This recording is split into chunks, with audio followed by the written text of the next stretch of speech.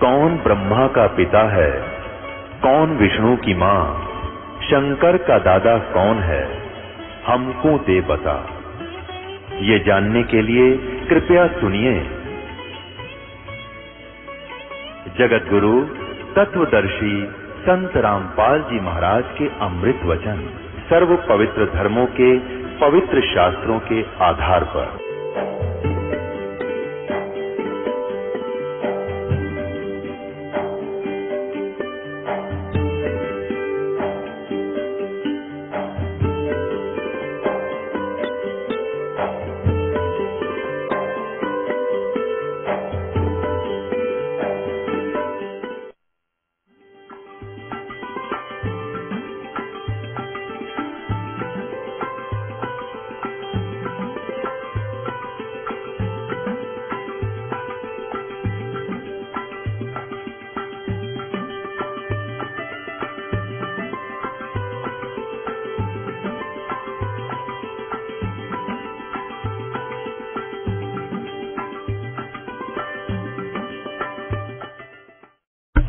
ये देखिएगा ऋग्वेद भाष्यम, और ये अनुवाद करता भी इस स्वामी दयानंद जी का कट्टर पुजारी है। अब देखना ऋग्वेद भाष्यम, भाषाकार हैं महर्षि दयानंद सरस्वती। 1 से 6 मंडल ऋग्वेद के 1 से 6 मंडल तो महर्षि दयानंद जी ने किए हैं अनुवाद, और उसके बाद श्रीपाद दामोदर 7 व लेकर मंडल 9 7 से 10 तक इसलिए किए। ये देखना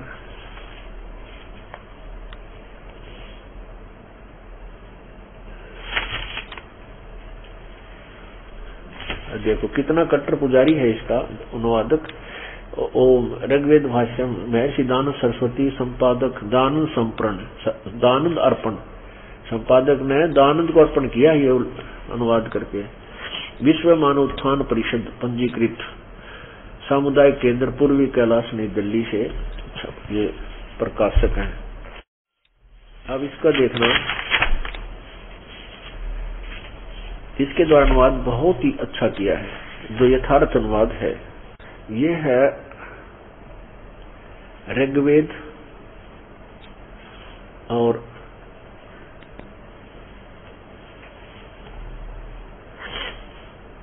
इसका ऋग्वेद का मंडल नंबर 9 ये है मंडल नंबर 10, 9 नहीं 10, 10वां मंडल,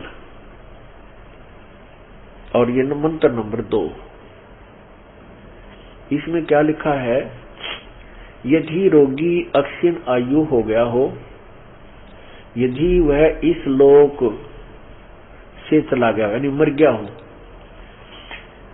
और यदि वह मृत्यु के पास पहुंच गया है तो भी उसको मैं मृत्यु देवता नृति के पास से लौटा ला सकता हूं और उसको 100 वर्ष के जीवन के लिए प्रबल करूंगा। अब परमात्मा कह रहा है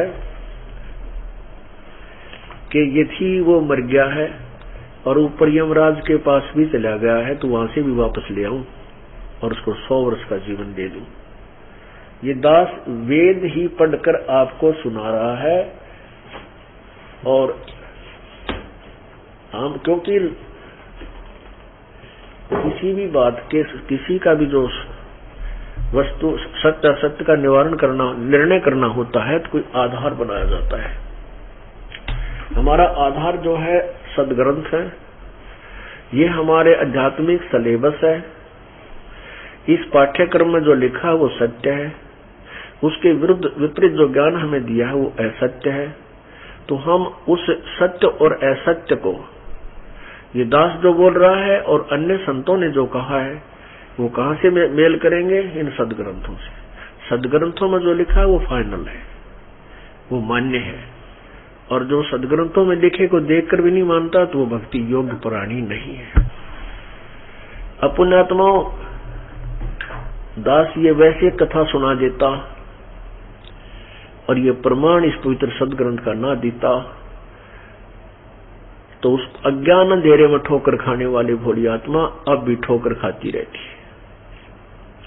और जो वेदों को नहीं मानते वो तो कति पशु तुल्य प्राणी है। जो सदग्रंथों को नहीं मानते फिर वो भगवान का ज्ञान लाए कहां से? वेद, गीता जी, पुराण, बाइबल, कुरान, तो इनको भी कोई नु कहता है मैं तो नहीं मानता। जैसे ये धन सतगुरु पंथ, राधा स्वामी पंथ, ये तय वेदों और गीता के दुश्मन है। ये कहते हैं हम इन्हें मानते को नहीं, क्योंकि कहते हैं वो भी तो किसी संत ने लिखे हैं वेद और गीता, और हमारे संत श्री हजूर श्री परम धनी ने भी लिखे हैं। अब उस परम धनी का आपको एक 2 सेकंड का 1 मिनट का उदाहरण देना पड़ेगा, क्योंकि किसी व्यक्ति का नाम आया है तो उसकी छाप भी दिखानी पड़ेगी, उसके लक्षण, उसके द्वारा दिया गया ज्ञान दिखाना पड़ेगा, नहीं तो उनके अनुयायी जो है लाठा ठा लेंगे। अब कहना क्या बात है कि मुझ दास को इन सदग्रंथों की आवश्यकता नहीं थी, क्योंकि हम अपने पूर्ण परमात्मा कबीर परमेश्वर जी की वाणी पे 100% विश्वास फेट करते हैं। उन्होंने जो लिखा फाइनल है। अब ये उनके लिए दिखाना है जो इनको इन वेदों को सत्य मानते हैं। वो कहते हैं ऐसा नहीं हो सकता, और वेद कहते हैं ऐसा हो सकता है। तो यह लालटेन दिखाने की, ये देख दास ने इतने भर रखे हैं ये सदग्रंथ, ये मेरे अपने लिए नहीं, ये तो आप जी के लिए है। एक अंधा रात्रि के समय अंधेरे में हाथ में लालटेन लेकर चल रहा था, यानी टॉर्च टाइप लालटेन, एक लैंप। आगे से बच्चे आ रहे थे उछल कूद करते हुए, शोर मचाते हुए, बातें करते हुए। अब उस सूरदास ने कहा, अंधे ने कहा कि बेटा देखना, ध्यान से चलना, मैं अंधा हूं, दिखाई नहीं देता। बच्चा ध्यान से चलना, मैं अंधा हूं। वो बच्चे उसके चारों तरफ खड़े होकर कहने लगे बाबा आप अंधे हो? कहाँ बेटा मैं अंधा हूं, दिखाई नहीं देता। फिर ये लैंप किस लिए लिया है, लालटेन किस लिए ले रहे हो? अब वो सूरदास कहने लगा आप आंखों वालों के लिए कहीं मेरे में टक्कर ना मार दो, देख कर मुझसे दूर हो जाओ, मैं बहुत आदमी को तोड़ दो दे मेरी। तो ऐसे ही ये दास ये लालटेन ले रहा है साथ में, कहीं मेरे गेल टक्कर मारना हो, पहला देख लो तुम्हारे इस चांदने में मेरे तो दूर कटड़ दीजिए भाई। और यही कारण रहा, ये क्रोथा कांड का जो रहस्य था इसी की यही मूल कारण था। इन बकवाद करी वहां, ये इनका ज्ञान तो फेल हो गया। फिर इन्हें सोची तुम तो मर गए। और ये आर्य समाज के प्रचारक अपने जैसा और महर्षि दानंद जैसा विद्वान और सच्चा पैसा ज्ञान हो गए पृथ्वी पर नहीं, और उसकी खाल कति उतरी गई, उसमें गोबर भरा। एक कथा एक छोटा सा चुटकुला सुनाऊं आपको यहाँ। एक बार सन 1947 में हिंदुस्तान और पाकिस्तान का विभाजन हुआ। उसमें मुसलमान पाकिस्तान की तरफ जा रहे थे, चले गए, और उनको यहाँ के अक्षेत्र के लोगों ने उनके जो 1-2 गांव था उनको लूटने की चेष्टा की। तो हमारे गांव का एक व्यक्ति, यानी और भी कई व्यक्ति, वो भी एक चल पड़ा। एक चड़ी चांदी गांव है हमारे गधनाना गांव से 7-8 किलोमीटर दूरी पर। तो वहां से एक व्यक्ति हमारे गांव का भी उनके साथ हो लिया, भाई हम भी लूट के लाएंगे। तो क्या था कि वो जब तक उनकी वहां से चलने की कोई आदेश नहीं हुआ, तो चांदी में मुसलमान थे, वो अपने घर से बाहर नहीं निकले भी कि कोई मार मोर ना दे। ऐसी जो नकार बहुत गदर हो चुका था, तो बेचारे घर से बाहर नहीं निकले, अपने अंदर से ताला लाकर अंदर ही वह टट्टी पेशाब होया करा करते। और टट्टी पेशाब को वो एक गड्ढे में डालने जाते, बार बदबू होगी, और उसके ऊपर फिर सील लगा दी उन्होंने, उसको ऊपर से उसको खाम लगा दी। जैसे पहले देसी घी डाला करते, वो चिकना हा गड़ा था, वो अपनी जान बचानी मुश्किल हो रही थी। तो घी के बारे में और घी का मटका जो ऊपर से चीकना था उसमें टट्टी पेशाब डालेंगे और फिर उसको बदबू ना हो उसके चारों तरफ ऊपर ढक्कन ढक के और उसके ऊपर का कपड़ा बांध दिया था मजबूत सा। वो हमारे गांव और भी कोई कुछ ठा दिया, किसी ने कुछ ठाया, उसने सोचा और तो कुछ मिलता ना, यो घी का 12 ठा ले तू। अच्छा 15-20 किलो का था।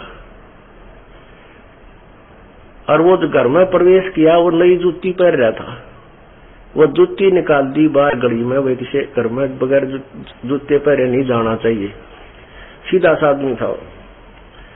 तो उसने वो ठाया मुश्किल से, कदे वो दूसरे बठवाया भी नहीं, कदे को बटा ले। और सारी रात चला 8 किलोमीटर पहुंचा क्यों सिर पे घी का 12 वाला सहज सहज चल रहा चलो। अब वो घर पहुंचा, अंदर जाके अपने भीतरले घर में यानी साल में कति मुख्य घर में जहाँ खाना खुना बना के खाते थे वहां पहुंच गया।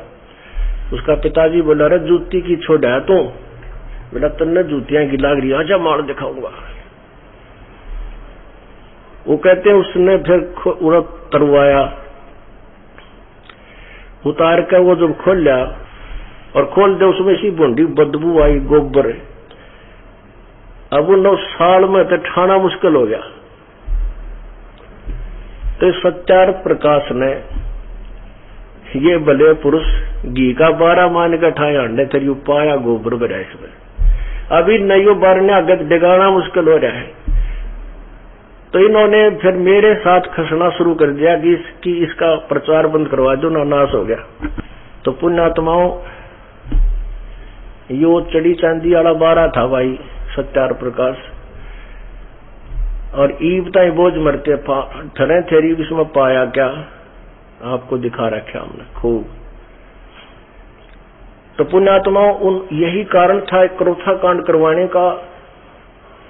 सन 2 जनवरी 2005 में इन्होंने यही कांड करना था, क्योंकि हम 2003 में हमारा प्रचार ये आस्था चैनल पर चला था और इनको झलक होगी, पता लग गया थारी खाल उतरेगी, तो इन्होंने मिलकर वो आस्था चैनल से बंद करवा दिया। आस्था चैनल से हमारा कार्यक्रम बिल्कुल बंद करवा दिया। फिर हमने गांव-गांव में नगर में जाकर करने लगे, वहां भी विरोध जबरदस्त कर दिया। हम एक बार यमुनानगर में कर रहे थे, वहां भी इन्होंने मिलकर औरों को भी जो है ना हमारे विरोध करके और वहां से हमारा बीच से ही सत्संग छुड़वाया, वहां से भी जान बचा कर भाग कर हम अपने वापस आए। फिर हमने समाचार पत्रों के माध्यम से प्रचार शुरू कर दिया, तो इनकी अपोल खुलन लगी। तो 2 जनवरी 2005 में सतलोक आश्रम क्रोथा पर अटैक करने की तैयारी की और वहां एक सम्मेलन का बहाना किया हमें, और गांव-गांव में नगर में जाकर दुष्प्रचार किया। आश्रम क्रोथा में ऐसा होता है, वहां से गंदे कर्म होते हैं, वहां किसी को मत जाने देना, बहन बेटियों के साथ ऐसे होता है। और वो अपनी सच्चाई ना बता करके कहीं ये दोनों औरों को मुझे बदनाम इसलिए कर रहे थे कि वहां कोई ना जावे, तुम्हारी पोल ना खुले। तो उस समय हमारे ट्रस्टी ने न्यायालय से सटे ले लिया उनके उस 2 जनवरी वाले सम्मेलन पर। फिर भी उन्होंने हट से समर्यादाओं को तोड़कर हमारे आश्रम से 1 किलोमीटर आधा किलोमीटर की दूरी पर डीगल गांव की सीमा में, वो जो 144 धारा और सटे जो मिला था क्रोथा की सीमा का था, तो वहां उन्होंने किया। और फिर समाचार पत्रों में ये बेहुदी बातें छपवाई, बकवादे।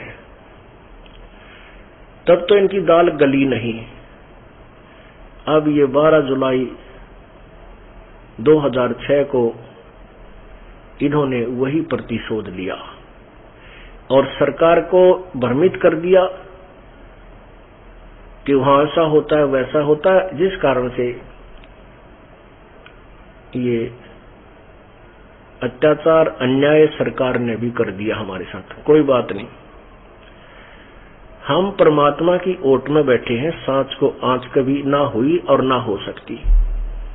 अब देख लेना, अब हम अपनी सच्चाई को जनसाधारण तक पहुंचा देंगे और ये लोग उनको धिक्कारा करेंगे जिन्होंने ऐसे शांतिपूर्वक आश्रम में अपना, हम तो ऐसे सत्संग कर रहे थे, धार्मिक कार्य किया करते थे, उनको बंद करवा दिया। तो पुण्यात्माओं, ऐसे इन लोगों ने ये भट्ठा बैठा दिया। अब परमात्मा का आदेश है, ये पूरे विश्व में फैलेगा, इसको कोई रोक नहीं सकता। ये प्रभु का चलाया हुआ कार्य है, हमारा और आपका नहीं है। हम और आप ये कार्य नहीं कर सकते। उसकी शक्ति, उनकी मेहर, उनकी रहम और उनका आदेश ये सब कार्य कर रहा है। दास तो एक केवल निमित्त है और उनका मजदूर हूं परमेश्वर का, कुत्ता हूं कबीर परमेश्वर का, और आप धनवानों को जगाने के लिए भौंक रहा हूं, क्योंकि आपका धन लुट रहा है, आपका जीवन व्यर्थ हो रहा है। आप भक्ति रूपी धनी हो, आपका धन लूट रहा है, आपका जीवन रूपी श्वास अक्षीण हो रहे हैं, नष्ट हो रहे हैं। आप जाग जाओ, अपने श्वासों को संभालो।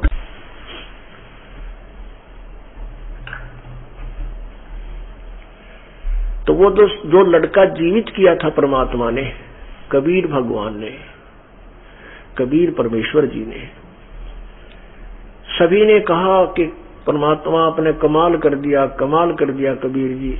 परमात्मा ने उस लड़के का नाम कमाल रख दिया, अपने साथ अपने बच्चे के साथ की तरह रखा। अब वो बच्चा परमात्मा के साथ रहता था कमाल, और बहुत सेवा किया करता था प्रभु की। उस कमाल का भी मान हो गया और संगत में नो कहने लग गया, मैं मेरे जितनी सेवा गुरु जी की कोई ना कर सका, ना कर सका है। और मैं तो और एकाध संगत वाले भी कहने लगे, भाई सेवक सा होता है कमाल के साथ। परमात्मा ने सोचा कि इस बच्चे के मन में एक दिन कमाल ने भी कह दिया, एक दो पॉइंट परमात्मा के सामने आए। तो कबीर परमेश्वर ने सोचा, ला इसकी फड़क काट दो, सेवक इसने देखे ना, सेवक कैसे होते हैं, भक्त इसने देखे ही नहीं है। अब परमात्मा ने सोचा, ला इसकी या भी इसका भ्रम निवारण कर देता हूं। ये उसी के पैरेलल एग्जाम्पल है जो मोर ध्वज के पुत्र ताम्र ध्वज को श्री कृष्ण ने जीवित किया। ये भी राम है, ये भी भगवान है, ये भी साब है, लेकिन कबीर परमात्मा ये पूर्ण परमात्मा है, पूर्ण साब है, ऑल माइटी, यानी सर्व समर्थ है कबीर परमात्मा, सर्व समर्थ। और ये कुछ ताकत है, इनमें कुछ शक्ति है। अब पुण्यात्माओं, जैसे मोर ध्वज के पुत्र ताम्र ध्वज को तो जीवित कर दिया श्री कृष्ण जी नारित चीर कर, और अपने भांजे अभिमन्यु को, सगे भांजे सुभद्रा पुत्र अभिमन्यु जो प्रथम दिन ही महाभारत के युद्ध में मृत्यु को प्राप्त हो गया था, उसको श्री कृष्ण जीवित नहीं कर सका। जबकि पांडवों का कुल नाश हो रहा था और कोई संतान नहीं थी, उनके आगे युद्ध तैयार हो गया था। श्री कृष्ण रो रहा था, सुभद्रा रो रही थी, पांचों पांडव रो रहे थे, अभिमन्यु मर चुका था, श्री कृष्ण जीवित नहीं कर सका। क्यों? क्योंकि अभिमन्यु की आयु शेष नहीं थी, इतना ही प्रारब्ध था। ये भगवान प्रारब्ध में फेर बदल नहीं कर सकते। ये केवल जितना संस्कार है, जो जिसका निमित्त है, उतना ही दे सकते हैं। और पूर्ण परमात्मा आयु भी बढ़ा देता है। अब आपने पढ़ा आयु बढ़ाने का, और एग्जाम्पल सुन लिया कि कमाल की मृत्यु हो चुकी थी, बिल्कुल उन्होंने अपने तरफ से बिल्कुल मृत्यु हो चुकी थी, और ये जीव धर्मराज के पास जा चुका था, यमराज के पास जा चुका था, और परमात्मा ने फिर वहां से वापस लेकर और जीवित कर दिया था। तो ये जो परमेश्वर कबीर जी के जो गुण हैं, मेरिट्स हैं, ये उस वेदों वाले प्रमाण से मिलते हैं। तो फिर पूर्ण परमात्मा कौन होया? कौन है पूर्ण परमात्मा? कौन है वो समर्थ शक्ति जिसका वेद गुणगान करते हैं? परमात्मा कहते हैं, वेद मेरा भेद है, मैं वेदन में नहीं, और जौन वेद जौन वेद से मैं मिलूं वो वेद जानते नहीं। वेद मेरा ही भेद है, पर मैं मिलूं वेदन से नहीं, क्योंकि मेरे पाने की विधि वेदों में नहीं है। लेकिन गुणगान मेरा ही है कि कबीर ही पूर्ण परमात्मा वो है, कर सकता, वो पाप अक्षमा कर सकता, वो मुर्दे को जीवित कर सकता है। लेकिन मैं मिलूं वेदन से नहीं, इन वेदों में लिखी विधि से मेरी प्राप्ति नहीं हो सकती। और जिस वेद से मैं मिलूं, सवसम वेद में जो ज्ञान है उससे मैं मिलूं। ये चारों वेद जानते नहीं, इन चारों वेदों में वर्णन नहीं है। अब वो उस तो मोरध्वज के ताम्रध्वज के जो ताम्रध्वज जो लड़का था उसकी आयु शेष थी, क्योंकि तो बीच में चलती आयु में उसने उसका जानबूझ के कटवाया था, उसको जीवित कर दिया था। और अर्जुन का ये वहम हो गया था कि मेरे जितना सेवक श्री कृष्ण का कोई नहीं साथी मित्र सखा। तो वो भ्रम काट दिया। जब अर्जुन का पसीने आ गए, श्री कृष्ण ने कहा कि देख ले अर्जुन, तूने कहा मेरे जैसा कोई सेवक नहीं। अर्जुन बोला जी मैं तो इनका पास से भी कोई ना, इन्होंने तो कमाल कर दिया। तो ऐसे ही उस कमाल का भ्रम हो गया था। उसकी फड़क निकालने के लिए प्रभु ने कहा, और जैसे आपको कथा सुनाई थी कि शेख फरीद नाम के एक पुण्यात्मा एक नकली गुरु की सेवा भी करते थे और उससे उसको बहुत सी सिद्धियां भी प्राप्त थी। उस गुरु को पिछले पुण्यों की साधनाएं उनके पास होती हैं, जिस कारण से कुछ चमत्कार दिखा देगा, वो अपनी बैटरी डिस्चार्ज कर जाते हैं। और जनता उन्होंने सोचे तो महात्माएं पड़े थे, शेख फरीद की आंख भी ठीक कर दी थी, लेकिन मुक्ति नहीं दे सकते वो। ये अलग विषय है।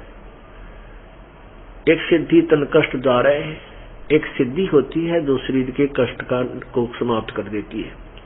जैसे उसकी आंख में गड़बड़ हुई तो अच्छी। और कबीर परमात्मा कहते मेरी भक्ति मेरे संत के पास ये 24 सिद्धि भी होंगी, ये अपने आप होंगी, वो करता नहीं जा तेरी आंख कर दूं ठीक जा तो नो ठीक कर दूंगा, नहीं।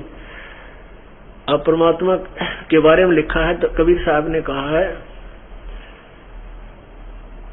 धर्मदास जी ने कहा कि परमात्मा आप कोई चमत्कार दिखाओ। कबीर साहब बोले भाई संत चमत्कार ना दिखाया करते, जो चमत्कार दिखाओ संत नहीं होता। और फिर जिससे कोई चमत्कार ना वो संत नहीं होता। अब दोनों बात, संत से अगर चमत्कार यानी कोई ऐसी अनहोनी नहीं हो रही है उसके द्वारा दी गई विधि से, तो वो संत नहीं। और संत चमत्कार नहीं दिखाते। चमत्कार दिखाना न्यू है, जातरा न्यू हो जाएगा, जातरा नाश हो जाएगा, तो ये इस तरह के कहना और जाते तो वो अपनी बैटरी को समाप्त करने वाली बात है। और वो भक्त संत नहीं होते, दास।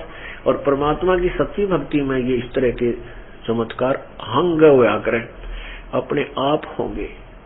ऐसे सुख तो जैसे यहाँ आपको पीछे सुनाया था, बधौड़ गांव का एक छोटा सा बालक 8-7 वर्ष का, उसका चाचा जो है, उसका चाचा जो लकड़ी काटते था, उस एक छोटी सी डांट लड़के की आंख में जा लगी, कत्ती कंडम हो गई, आंख मांस पाट गया। हिसार के डॉक्टर ने मना कर दिया कि ऑपरेशन आंख में दिख कती नहीं का ऑपरेशन जरूर कर देंगे। यहाँ गृहहाट डॉक्टर को दिखाया हॉस्पिटल में, सरकारी हॉस्पिटल में, कहा कि ये आंख ऐसी होगी है जैसे कमजोर कपड़ा हो जाया करे, अब इसका ऑपरेशन करना भी डिफिकल्ट है। तो फिर यहाँ किसी भक्त ने बता दिया कि ऑल इंडिया में हमारा मित्र जान पहचान वहां ले चलते हैं, वहां ले गए। उन्होंने टेस्ट वेस्ट किया, उन्होंने भी यही कहा कि आंख में कुछ दिखेगा कुछ नहीं, क्योंकि ये गल चुकी है, इसमें मवाद बन गया है। और काफी टेस्ट लिख दिए, काफी पैसा बताया। वो गरीब आदमी थे, वापस आ गए, पिता पुत्र उसका दादा 3 जा रहे थे। तो फिर आके उन्होंने उपदेश लिए ना, 1.5 महीना ही हुआ था। हार कर थक कर आके यहीं बैठ के भगवान बंदी छोड़ कबीर परमेश्वर जी क्यों कुछ भी करियो ना, तुम्हारे इतने पैसे देने का मैं तो यहाँ कहते मऊ को ना। तीसरा चौथा दिन वह आंख कति स्वस्थ होगी। बोलो सतगुरुदेव।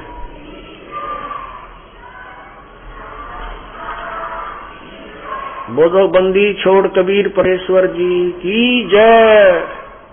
तो उसके निशान भी नहीं, कोई बता नहीं सकता इस आंख में कभी चोट भी लगी होगी। तो पुण्यात्माओं, एक शेख फरीद को ऐसा चमत्कार भी दिख लिया था, और फिर तो कहना है कि मेरी आंख ठीक कर दी, फिर तो गुरु के भगवान था उसके लिए, लेकिन मोक्ष नहीं था उससे। और यहाँ कहते हैं ये तो आपको रूंगे में देंगे, हम रूंगे में जो ये सुख आपको मिल रहे हैं कबीर जी रूंगे में देंगे। रूंगा क्या है पता है? वर्तमान के बच्चों को नहीं पता होगा। पहले गांवों में काकड़ी बेचनी आया करती है, कोई खरबूजे बेचनी है, कोई शकरकंदी बेचनी है, और हम दाना की यानी कणक की गेहूं की झोली भर के ले जाया करते। या सब्जी बेचने वाले आते तो दादी ताई काकी वो नो करा करती, ले भाई सब्जी दे दे। अब वो सब्जी एक पलड़े में तो गेहूं डाल लेता, एक में सब्जी, जो भी जैसे एक दो बार देता, एक बार ऐसे कुछ नियम होता था। फिर नो क्या करती, भाई रूंगा और दे, यानी सौदे थे न्यारा। वो तो जो गेहूं का जो लेना था वो तो दे दी सब्जी, ने बोले रूंगा और दे। अब रूंगा और देता ना देता नु का धर ले तेरे ना वापस, रूंगा दे पहले। रूंगा मीना फ्री ऑफ कॉस्ट। वो फिर और देता इतनी सारी का, तो शकरकंदी या कोई और सब्जी है फालतू डाल देता। तो ये जो सुख आपको हो रहे हैं ये तो रूंगे में देंगे आपको, हमारा सौदा तो और करेंगे, आपका मोक्ष देंगे, जन्म मरण से आपको सदा के लिए छुटवा के सतलोक में वास दिलाएंगे।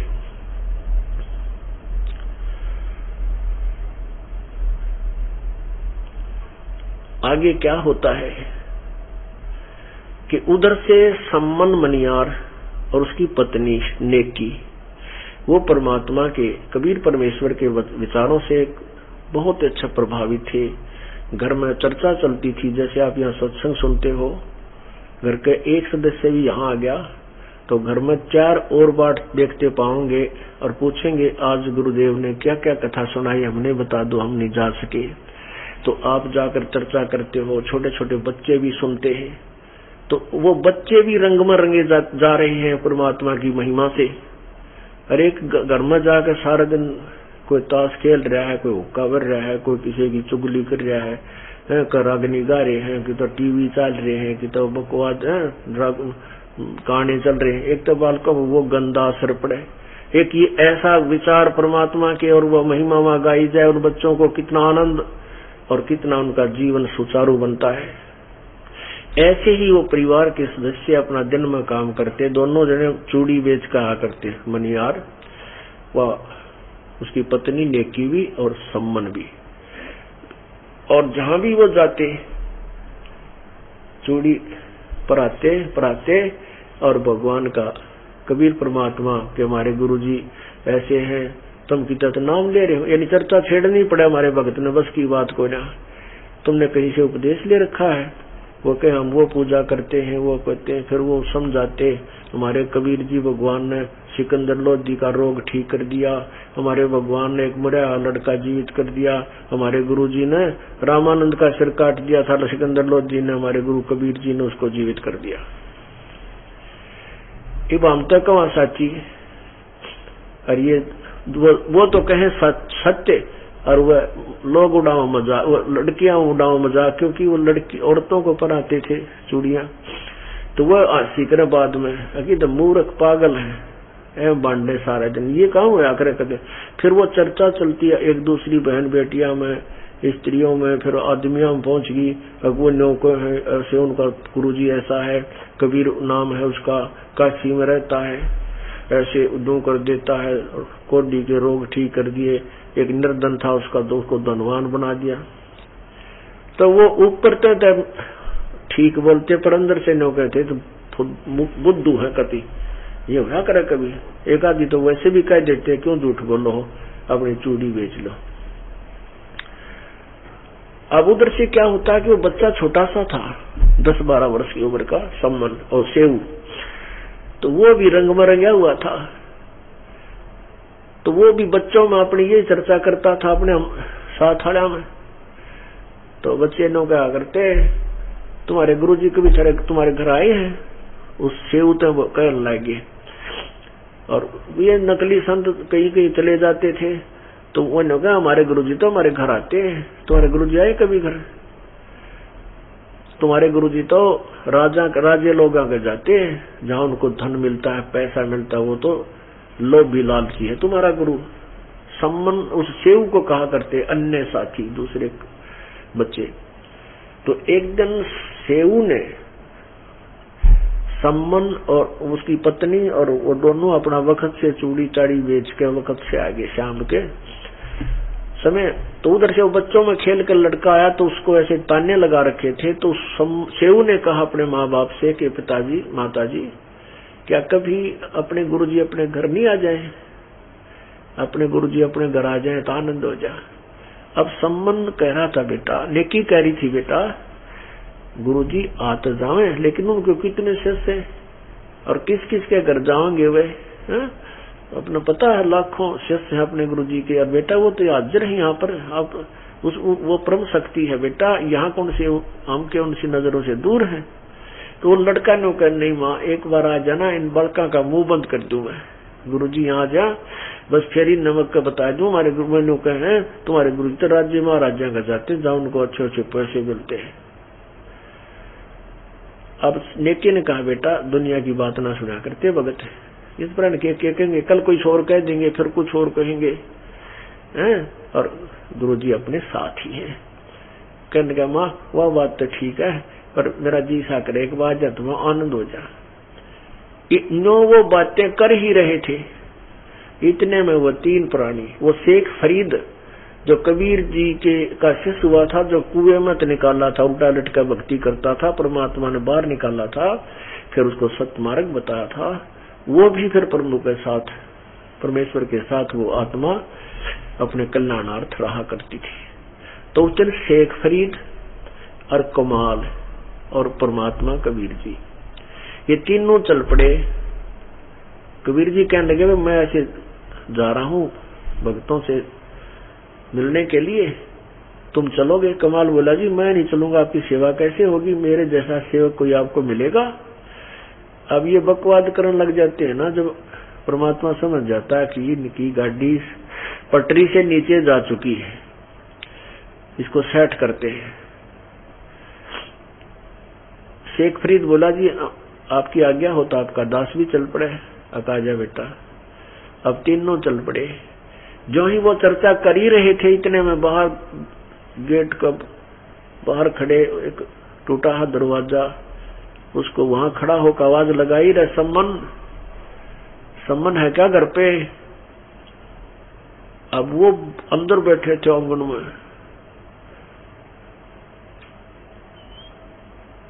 तो सम्मन नेकी कहने लगी गुरुदेव की आवाज आ रही है।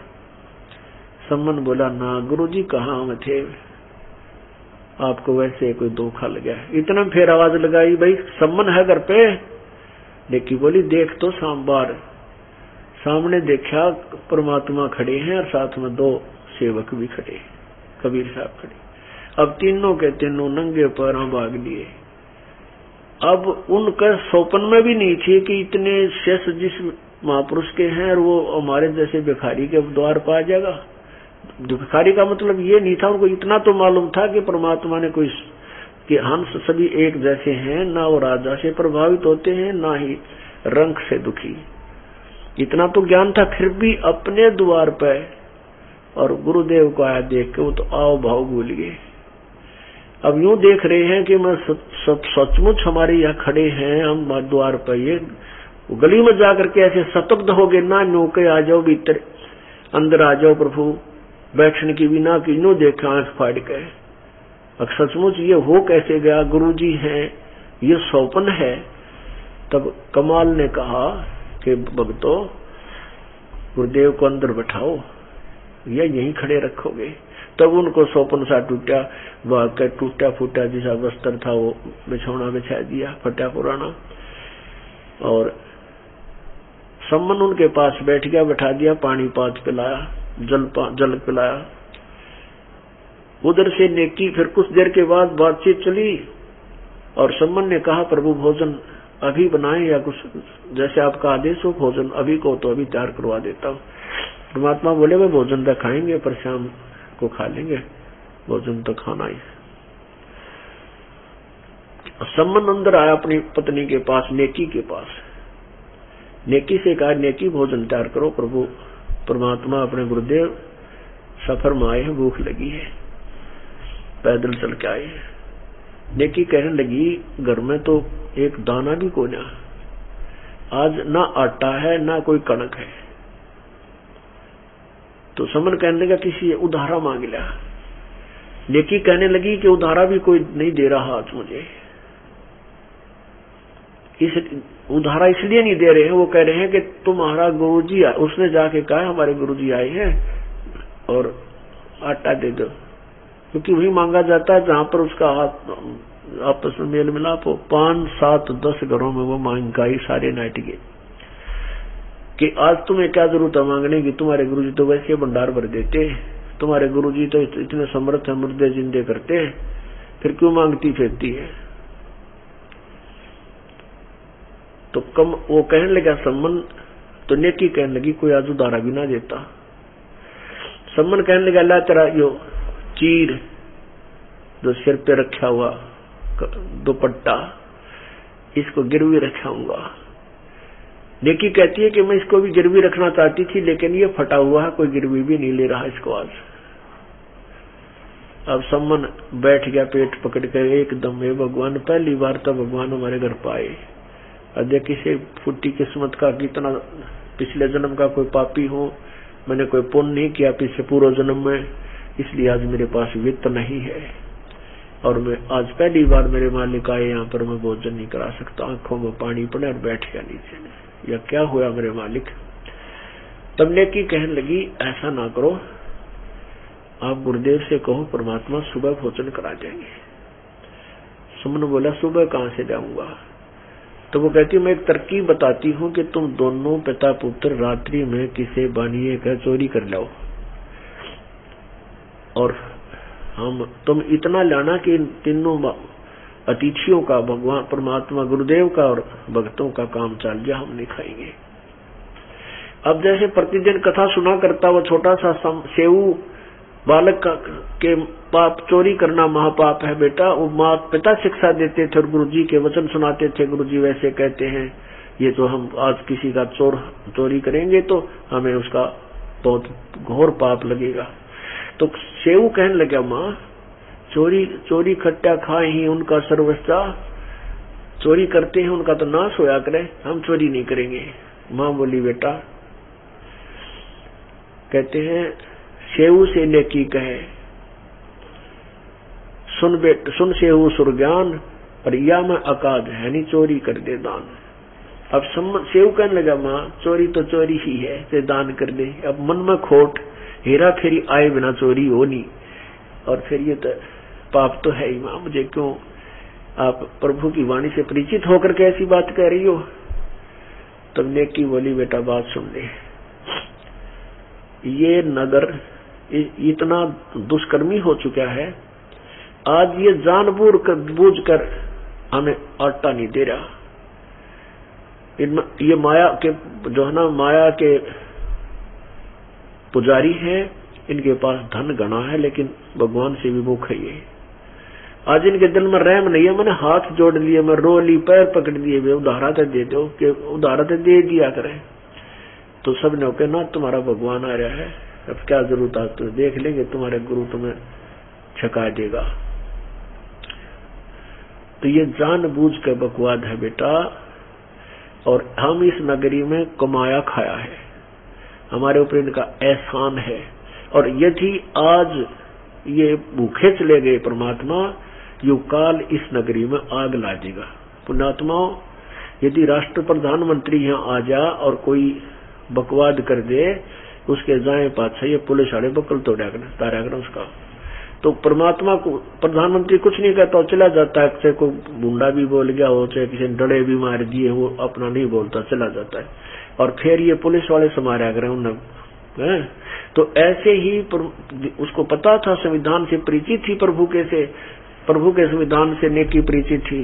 तो उसने कहा बेटा सुन ले बात, एक नगरी में एक माया के पुजारी रहा करते थे, और वो इतने कृतज्ञ हो गए, किसी का सत्कार नहीं करते थे। उस नगरी के पास एक साधु सिद्ध पुरुष आके रात्रि में रुक गया। उसने अपने शिष्य से कहा कि जा बेटा इस नगरी से कुछ भिक्षा लिया। वो लड़का जवान था, वो गया भिक्षा मांगने के लिए, तो नगर वाले वो सेठ लोग कहने लगे तुम करके क्यों ना खाते मुस्टंडे हो, भीख मांगते फिरते हो, आजा मजदूरी कर ले, चल मारो पल्लेदारी कर ले, शाम तक तेरे को 2 रुपये बन जाएंगे। यानी किसी ने आटा नहीं डाला, शाम का समय था। अब वो लड़का वापस चला गया खाली थैला लेकर। गुरुजी बोला रखे बात लिया नहीं। शेष बोला गुरुजी ईसा तक नगर ना देखा मैंने आज तक, कोई तय 16 माथा नहीं बोलता और सब जो है ऐसी ऐसी बातें कहते। संत बोला लो कोई ना बेटा, सुबह तू फिर जा। अब सुबह फिर भेज दिया। सुबह फिर गया तो उन्होंने वही डायलॉग फिर सुनाए, वो खाली हाथ वापस आ गया। कहने लगे जी वह तय यही श्लोक सुनाओ है, कतई नहीं मानते। हाँ तो मैं फिर बोला बेटा तू जा, अब फिर जा। शाम ने फिर भेज दिया। शाम ने भी वो खाली चला रहा था। उस बाहर नगर से बाहर की तरफ एक कुम्हार का घर था। कुम्हारी विधवा थी, उसके 3-4 बच्चे थे। तो वह कुम्हारी ने देख लिया था कि बाबा जी रोज जाता है और खाली आवा है, पता था कि ये दाना दे को नहीं। तो कुम्हारी ने कहा महाराज जी, बालक था 12, 13, 14, 15, 16 साल का, माँ थी और स्त्री थी। उसने मन में विचार आया कि मेरा बेटा जब भूखा होता कल का, मेरा बेटा होता और जैसे 2 दिन भूखा रह जा, मर नहीं जा बालक, तो उसने बहुत दया आई। कहने लगी बाबा महाराज जी आप कहाँ गए थे? गया था माई की बेटी की तरह। बताओ तो क्या काम था? कि भिक्षा लेने गया था, इस नगर में कोई भिक्षा नहीं देता। अब पहले ऋषि संत जन जो है ना छुआछात बहुत मान्या करते हैं, छोटी जाति वाले का नहीं लिया करते थे, कुछ टाइप के ऐसे थे। तो वो कुम्हारी कहने लगी महाराज जी मैं जाति से कुमार हैं हम, और आप मेरा आटा ले जाओ, कहो तो रोटी बना दो। तो वो कहने लगा माई मेरा पिता मेरा गुरुदेव जो है ना वाणिये और ब्राह्मणों का ही आहार करते हैं। वो कहने लगी देख लो महाराज जी मैं तो कुमार। उस लड़के ने भूख लाग रही थी, उन्होंने सोची ले चलता हूँ, गुरुजी कहेंगे तो खा लूंगा। अब उस लड़की ने डाल दिया, माई ने वो ले आया। उसने कहा बता बेटा क्या रहा? संत ने पूछा, उस सिद्ध पुरुष ने पूछा क्या कैसे मिला भिक्षा? उसने कहा प्रभु उस नगरी वालों ने तक कति सब ने मना कर दिया। एक बाहर कुम्हारी माई ने, कुम्हार के घर तो माई ने मुझे ये कह कर दिया है कि तुम्हारे गुरुजी आदेश देते बेटा खा लिए ले जाता। और महाराज जी ऐसे दुष्ट तो मैंने देखे को नहीं। तो संत बोला बेटा तुझे भूख लाग रही है, खा ले, मैं तो खाऊं नहीं। और वापस जा। उस माई ने नू कह दे बेटी कि सुबह रात्रि ने अपने सारे सामान ने लाद के अपने गड्ढा पर चल पड़े, जहां भी कल अपना चल पड़े, यानी कुछ समय था, और जहां भी सूर्यास्त हो जाए वहीं रुक जावे और वहीं बस जाएगी। यानी उस समय जब वो गया तो कुछ समय रहता था शाम का सूर्यास्त से, तो उस माई को उसने जाकर बताया, यानी दोपहर सीखा होगा, जैसा भी एक उदाहरण बता रहा हूं आपको। तो वो कहने लगा कि माई ने कह दे जाकर कि अपना सारा सामान उठा कर बच्चों समेत और चली जाएगी, और जहां सूर्यास्त हो जाए वहीं रुक जाओगी और वहीं वो बस जाओगी। और ये सुबह ये नगर खत्म कर दिया जाएगा, ये मिलेगा नहीं, ये सब नष्ट होगा।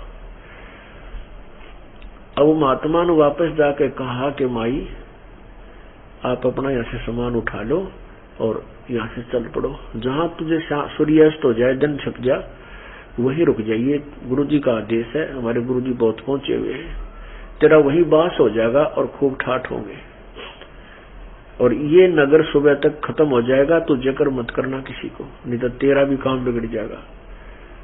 अब उस समय वो डरा बहुत करते थे पहले संत, इस तरह के ये ऊट मटीला करनी संत बहुत होया करते हैं। तो उसका जच की बात, उसने उसी समय अपना सारा सामान बांधा फटाफट के सामान था, 5-4 खाट होंगी, और 2-4 पतीले होंगे वो उठा के गजा पर धड़के और चल पड़ी। 7-8 किलोमीटर वहां से जाकर के कहते हैं वो रुक गई, और वहां कहते हैं कुमारियां के नाम से एक गांव बसा हुआ है। तो वह वहां रुकी रात ने, वो संत ने अपनी सिद्धि से उस नगर का नाश कर दिया, खत्म हो गया। तो ऐसे नेकी उसे समझा रही है कि बेटा यदि आज इस नगर से सतगुरु बगैर खाए चले गए अन्न तो ये नगर उजड़ेगा, और बेटा इस नगर को बसाए रखना अपने, क्योंकि हमने यहाँ कमाया और खाया है, इसलिए चोरी करने को कहती हूँ। बेटा उस जिससे हम चोरी करके लाएंगे अगर किसी को पता नहीं चला तो बेटा पाछे जब हमारा पास हो जाएगा तो उसका उतना ही कभी रात्रि में रखावांगे। तब इन सब बातों से को सुनकर उससे वो संतुष्ट हो गया। अब ठीक है मां। तो रात्रि के समय दोनों पिता पुत्र चोरी करने चल पड़े। एक सेठ के मकान में सेंध लगा ली, यानी इतना सुराख बना लिया और पाड़ लगा ली कि ऐसे आदमी लेट का अंदर प्रवेश हो जा। अब सेव कहने लगा पिताजी मुझे अंदर जाने दो, मैं लाऊंगा चोरी करके। समन कहता नहीं बेटा तू बाहर खड़ा रहे, और मैं पकड़ा जाऊंगा ना तो मैं आटा बांध के बाहर फेंक दूंगा, और बेटा तू भाग दिए उठा के। सेव कहने लगा नहीं पिताजी मैं अंदर जाऊंगा, आप बाहर रहो। यदि मैं पकड़ा भी जाऊंगा चोरी करता तो नो कहेंगे बालक था कोई बात ना छोड़ दो, और आपको पिताजी फांसी तुड़वा देगा, सेठ की जो ना राजा तक पहुंचे। अब सम्मन कहने लगा बेटा अगर तेरे को तू पकड़ा, अगर तेरे को फांसी तोड़ दिया गया तो सूली चढ़ा दिया तो बेटा मैं किसके लिए जीऊंगा, आप बाहर रहो मैं जाऊंगा। सब सही कहने लगा नहीं पिताजी मैं फिर भी बालक हूं, नो कहता उसमें प्रवेश कर गया। तब उसने सम्मन ने कहा बेटा कति 3 शेर लाना, ज्यादा नहीं, हम तो बिल्कुल भूखे रहेंगे, हम नहीं उसको छुएंगे। तो सेव ने पहले तो अंधेरे में आटा ढूंढा, फिर वो डाला अपनी फटी पुरानी चादर में, चलने लगा। जब तराजू रखा था वो उसके ऊपर पैर टेक गया तो एकदम जोर की आवाज हुई, खड़क दे बाजा। वो सेठ वही सोया था, वो जाग गया दुकान में, और चोर जब वो चलने की तैयारी करने लग गया उसने देख लिया, चोर चोर करके वो पकड़ लिया, और पकड़ के थाम का बांध दिया। इतने में जो आटा उसने बांध रखा था वो सुराख के अंदर से बाहर फेंक दिया। कहा पिताजी ये आटा ले जाओ, और मैं बाणिये ने पकड़ दिया। अब सम्मन वापस आया आटा लेके, अपनी पत्नी से कहा कि ले खाना बना दे। कन्या की बहुत समझदार थी, वह भी भगवान से पूर्ण परिचित थी और कुर्बान थी दाता पे। कहने लगी पुत्र कहाँ रह गया। सम्मन ने कहा वो तो बनिए ने पकड़ लिया। अब नेकी के मन में आया, नेकी ने अपने पति से कहा कि बात बिगड़ी, अब वो लड़का पहचाना जाएगा, और पहचान कर वो लोग हमारे घर पर आवेंगे लेकर, नगर पूरा उठ का आ जाएगा और कहेंगे ये गुरुजी ये संत आ रहे हैं ना, ये चोरी करवाते इन गुरुजियों का काला मुंह करेंगे, बहुत बेइज्जती हो जाएगी। हमने आहार तक कराया को नहीं, और गुरुदेव की बेइज्जती हो जाए करवा देंगे, हमारा फिर कितना जीवन नहीं रहेगा। आप ऐसे करो वापस जा तलवार ले जा। और लड़के ने कह सुनकर पर गर्दन बाहर निकलवा लिए उससे, और सेठ ने कह दिए तो उसको बांध दे रख पैर से, और सिर काट लिया। किसी प्रकार पीला काट कर, चाहे अंदर बढ़ के काट के लाना पड़ा तो ना, अपने बेटे का सिर काट लिया। वो तो छोड़ने को नहीं, बांध रहा है, सिर तक काट लिया। और फिर क्या होगा कि वो सेठ सवर न रखा को ना, और ना किसी आगे जेकर करेगा, वो कितना दूर फेंका होगा, फिर उसने उठा लाएंगे, और बाद में अपने बच्चे का अंतिम संस्कार कर देंगे। और सेठ डरता बतावे को नहीं का, हमारे गुरुदेव की इज्जत बची रहेगी। इस बात को और विकल्प ना दे करके सम्मन भी इस बात से सहमत हो गया। करद लेकर तलवार लेकर वापस चल पड़ा। उधर से सम्मन के सेव बच्चे के मन में ये आई कि हे भगवान आज तो बात कति माटी में मिल गई। हमारे गुरुजी पहली बार आए और ये लोग मुझे पहचानते इसने ले आए। सेठ का रहता है भगत बने खरो थे, आज पकड़ेगी थारी, वो तेरे गुरुजी आ रहे होंगे आज, वो चोरी करवाना है, आप देखना तड़के तुम्हारे गुरुजी का तुम्हारा क्या हाल होगा। अब उस पर बेचारे को बहुत धमका रहा था सेठ। अब वो सेव कहने लगा, मन में सोचता है भगवान बात बिगड़ गई।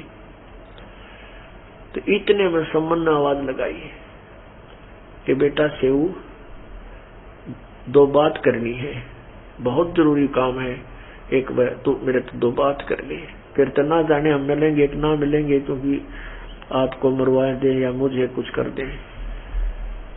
अब उधर से सेव के मन में जो आ गया, पिताजी ने कहूंगा कि मेरी नाड़ काट ले जा, मेरी गर्दन काट ले, नहीं तो बात बिगड़ेगी। अब सेव लड़के ने बढ़िया से कहा सेठ से कि सेठ जी बार मेरे पिताजी खड़े हैं और 2 बात बतला रहा हूं। बोला हाँ बाजुन की तैयारी है तारी ना दू सारी जानू। तो सेव बोला मेरे पैर बांध दे थाम के और रस्सा थोड़ा ढीला कर दे, मेरी गर्दन बाहर निकल जाए, मैं कान में बात बतला लूंगा। अब सेठ ने सोचा रखी कौन सा सोना चोर रखा है, 3 शेर आटा चोर रहे हैं, बात जगह तो देखी जाएगी। और पैर बांध के रस्सा बांध दिया, थाम के ढीला छोड़ दिया और सेव ने से गर्दन बाहर निकाली। अब सम्मन भी ले गया था हाथ में तलवार, लेकिन पिता था, हाथ उठा नहीं, पीछे नौका नो रह गया, बेटे की गर्दन उतारने की हिम्मत पड़ी नहीं, इकलौता पुत्र। तब सेव ने कहा कि पिताजी यदि तू मेरा बाप है, यदि मैं तेरा अंश हूं, तो मेरी एक प्रार्थना सुन ले, मेरी गर्दन काट ले पिताजी। ये बढ़िया ऐसे ऐसे कह रहा है कि कल तुम्हें वहां करेंगे, तुम्हारे गुरुजी की बेइज्जती कराएंगे, तुम ऐसे ऐसे कर रहे हो। अब जब लड़के के मुंह से यह बात सुनी तो एकदम सेव का हाथ में करंट सा आया और वो तलवार से सिर काट लिया। शीश ने उठा के घर ले आया और नेकी बोली इस अलमारी में धर दे और बंद कर दे इसको। अब सेठ ने देखा तो कत्ल हो गया, उसके पांव तले की धरती निकल गई, तू फंसेगा। उसने पकड़ कर टांग उस बच्चे की घसीट कर ले गया, हाथ पकड़ कर घसीट कर ले गया, उसको कटे हुए धड़क शेष शीश को, शरीर को। और आग एक पजौवा था, पजौवा होता है ये लगाते हैं जैसे गांव में, वहाँ ईंट आट पकाते हैं और साथ में वो मटके वगैरह पकाते हैं कुम्हार लोग। वो बहुत बड़ा खंडर से भी होते हैं उसके साथ में, और उस अलग से उसकी दीवार सी भी बन जाती है। उस पजावे में गिर आया तो नेकी बोली तू वापस जा अब सम्मन से अपने पति से, और सेठ उस बालक ने घर पर नहीं रखेगा और उसके पैरों उसकी घसीट और जहां वो घिसरा कर ले जाएगा उसकी जो निशान जा उसके साथ साथ जाके उस लड़के के शरीर में बिठा लेना। अब सेठ जब इतने में सेठ जी तो उसने घेर घेर कर जो वो सुराख बना रखा था उसको लीप ल्याप कर माटी सूखा रेत मार के ऐसा कर दिया, चोरी हुई है को ना। अब पहले तो वहां गया, वो देखा तो वहां तो उसने कति ओके कर रखा, जैसे पाड़ भी ना ला रखा हो, कभी सुराख ना बनाया हो, चोरी ना हुई हो। फिर उसके साथ साथ गया जो निशान था वहां लड़के का धड़ पड़ा पाया, उसको घेर कर उसके ऊपर बोरी ही और लिया कंधे पर ला के देख भी ना ले, कोई कहेगा तो कह दूंगा बेटा बीमार हो रहा है, इस तरह उठा रहा है उसको, ला कर घर न धर दिया और एक कोने में घेर कर डाल के ऊपर बोरी बारी ढक दी जैसे ही फटे पुराने कपड़े थे। इससे सारे रात के रिहर्सल में दिन निकलना हो गया। अब रसोई वो नेकी ने अपना वक्त सोचा रोटी बना दो, उन्होंने वक्त से खाना तैयार कर दिया। गुरुजी खाना खाकर निकल जाएंगे और सम्मन से कहते नेकी कहती है कि आंखें पानी मत लाना, गुरुजी खाना नहीं खाओगे, जन्यों पता चल गया कि लड़का मर गया है, ये कल के भूखे। अब इकलौता पुत्र मरा पड़ा और माता पिता का आंसू भी नहीं लाना चाह रहे हैं कि बात किसके लिए, परमात्मा के लिए। पुण्यात्माओं ये बनते हैं पुण्य, ऐसे बनते हैं ये कर्म। तो उसने रोटी बना दी और 3 पात्रों में रख दिया।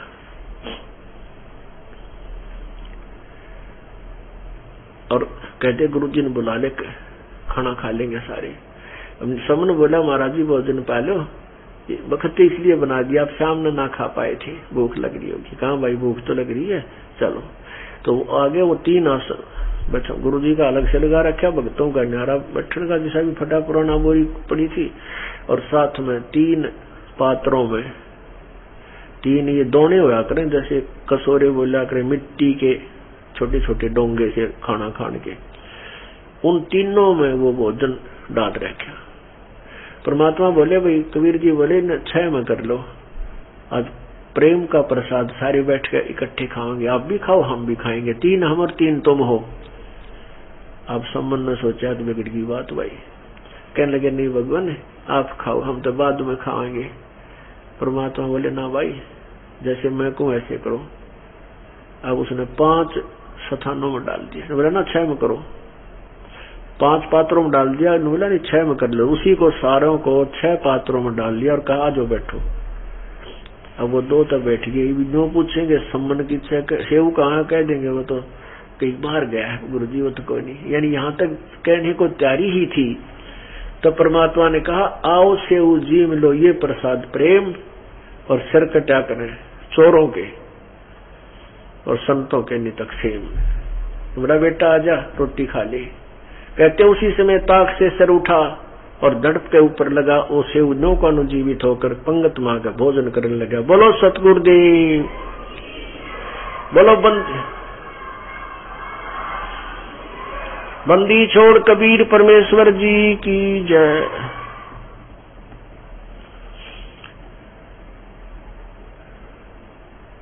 सेऊ दड़प शीस चढ़ावो बैठा पंगत माही, नहीं घरेरा गर्दन कहू ओ सेऊ अकनाही। अब माता पिता का भी चक्कर पड़ गया कि इसके गर्दन में निशान भी कोनी। सेऊ धड़ पे शीश चढ़ा और बैठा पंगत माही,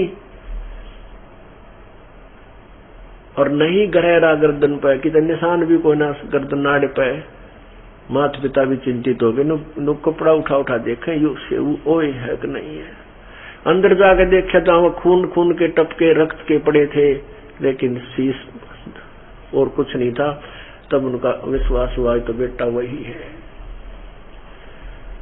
पुण्यात्माओं, परमात्मा सब ने बैठ के खाना खाया, खुशी का कोई ठिकाना नहीं, और आशीर्वाद दे दिया बेटा तेरा भरपूर भंडारा होगा।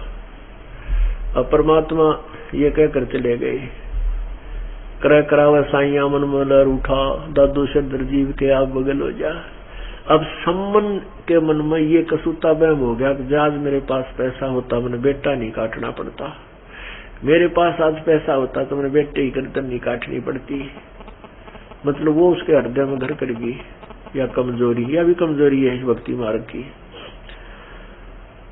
तो क्या हुआ, कुछ दिनों के बाद उन्होंने प्रेरणा दी परमात्मा ने सम्मन के मन में। उन्होंने सोचा कि इस अपना जो मकान था कच्चा था, कि इसकी झोपड़ी की द्वार यहाँ की बजाय यहाँ से निकाल लें और थोड़ी झोपड़ी सी डाल लेंगे, इसकी टूट सी गई। ऐसे ऐसे कहने का भाव है कि वो दूसरे स्थान पर खोदन लगे। वो खोदने लगे तो वहां खजाना पाया उन्होंने, धन असरपी मोहर सतपी गोड़िए। वो थी नहीं, वो परमात्मा ने भर दी, अंदर ठोक दी उनके आंगन में। उन्होंने देखा रोतरा गुजर हो। तो फिर परमात्मा ने प्रेरणा दे दी कि इसको उजागर नहीं होने देना। धीरे धीरे कुछ सामान लाए, कुछ बकरी ले आए, यानी कुछ और धंधा कर दिया उन्हें थोड़ा था। तो फिर वो धीरे धीरे उसको प्रचार, उसको बढ़ाने लगे। तो कहते 1 नंबर का सेठ हो गया वो सम्मन उसी जीवन में। अब क्या हुआ कि जब पूर्ण ज्ञान हो जाता है वो मार नहीं खाते, और सम्मन मार खा गया। नेकी और सेव का पक्का दृढ़ विश्वास हो गया कि अब हम यहाँ रहेंगे नहीं गंदे लोक में। वो भक्ति करके पार हो गए, पर सम्मन के मन में ये दोष रह गया कि मेरे पास पैसा होता मैं ये कर देता, गुरुजी बेटा नहीं काटना पड़ता। तो वो भक्ति ना करके फिर उस माया में रोजगारी दर की इस तरह के विचारों में उलझ पुलझ होकर वो मर गया। मृत्यु को प्राप्त होकर फिर उस पुण्य के कारण, पिछली भक्ति के कारण 9 शेरवा में 9 शेर खान नाम का एक बादशाह बन गया। अब वो फिर वो उसको इतना दंड दे दिया कि पिछले पुण्य से ही सब कुछ मिलता है प्राणी को, उसके पास 80 खजाने थे, एक खजाने में 1 अरब रुपया हो तो कमाल होता, हीरे पन्ने जवाहरात सरफी। अब वो बादशाह बन गया, 80 गंज 80 खजाने उसके पास, इतना धनवान, और सवन्नी दान नहीं करे, कंजूस इतना हो गया। अब हम तो माया चाहते हैं और परमात्मा इस माया की दलदल से हमें अलग करना चाहते हैं कि ये तुमने भक्ति नहीं करने देगी, ये तेरी शत्रु बन जाएगी। अंत में उस माया में आस्था रह जाएगी। मरते मरते जो कोठी बना रखी है बढ़िया, मरने लग गया और वो कोठी में आस्था रहेगी तो वही जन्म ले लेगा, कह चूहा बनकर आ जाएगा, कह गधा कुत्ता बनकर उसके कड़लाए बैठा रहेगा, खड़ा रहेगा। तो इसलिए परमात्मा हमें चाहते हैं कि हम तत्वज्ञान से परिचित हों और माया को केवल उसी तरह प्रयोग करें जितनी उसकी आवश्यकता है। तो परमात्मा फिर गए, कहते हैं जो जन हमारी शरण है वाका होम दास, गेल गेल लग गया फेरूं जब तक धरती आकाश। अब वो समन वाली आत्मा नौशेर खान नाम, नौशेर वहां का बादशाह बन गया था, वहां गए, साधु रूप बना के कहा महात्मा, कहते हैं राजन कुछ दान दक्षिणा कर दे, भंडारे करा कर तेरी मौज हो जाएगी। तो बादशाह बोला जी भंडारे तो कर दो पीर जी, मेरे पास पैसा ही नहीं, मैं तो बहुत गरीब राजा हूँ। परमात्मा बोले रहिए तेरे ये वो झंडे टांग रखे होते हैं 80 गंज के न्यारी पहचान के, इस राजा के पास 80 गंज सत खजाना है, तो बहुत बड़ा धनवान माना जाता है। कहने लगे ये तेरी ध्वजा फरकन ला गरीब भाई, 80 इतने खजाने तेरे पास? न बोला जी मैं तो कोल्ले भर रहा हूँ, मैं तो अपनी इज्जत सी बना रहा हूँ, इतना निकम्मा हो गया दान करने का हमारा, उस क्या नाम है नरसी की तरह। अब परमात्मा के कच्चे ने बोला बेटा जिसे तेरी नीयत से उसे हो जाएंगे। अगर तू कोल्ले मान रहा है कोल्ले हो गए, नो कह के संत चल पड़ा। अब उसका फिर बात में खटकी बात में बाद में कि संत जो कहते हैं वह बात पूरी हो जाया करे भाई। उसने नौकर बुलवाए, एक खजाना खोद नीचे दाब रखा था अंडरग्राउंड, वो खुदवा के देखा कोल्ला हुआ पाया। उसने दूसरा देखा वो भी कोल्ला हो गया, वो तीसरा देखा वो भी पूरे कोल्ले भरे पड़े, उसमें वो धन नहीं। अब राजा को तो चक्कर आने लाएगी, जो बोला रहा देख वो महात्मा की दरगाह सैनिक को देखो महात्मा। परमात्मा जाके 1-2 किलोमीटर उड़ा बैठ गए, खाओगा धक्के खानता है। तो उसने सैनिकों ने बताया जी वो महात्मा वो बैठे। अब वो जा है बाजा सब तो आ गए से राजा और चरणा में पड़ गया, महाराज मैंने बख्श दो, महाराज मैंने बख्श दो। परमात्मा बोले भाई आधे से ज्यादा दान करे तो उसे कर दूंगा। अब जैसे आपका उन्हें सोचा आधे तो मिलन दे, नहीं बोले जी जैसे आपको हो गया ऐसे कर दूंगा, राजा तो उसे हो पाओगे।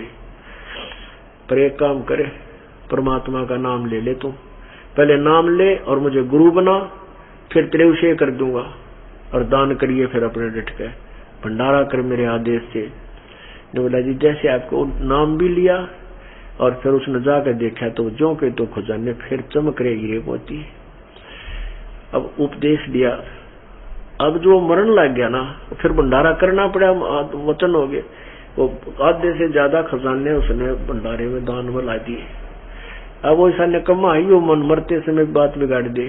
कुछ देर पास है, कुछ वर्षों के बाद उसने मन में आ गई जब मैं किसा मूर्ख हूं, एक संत ने कह दिया था तो मैं थोड़े से दान कर दूं, इतने के जरूरी थे करने, नो करूं वो हाथी खरीदूं वो घोड़े खरीदूं वो नो कर लो। उसकी फिर वह बिरानवाटी होगी, मर गया, मर के फिर जन्म हो गया।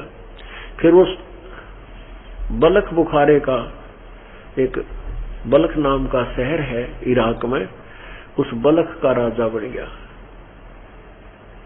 पुण्यात्माओं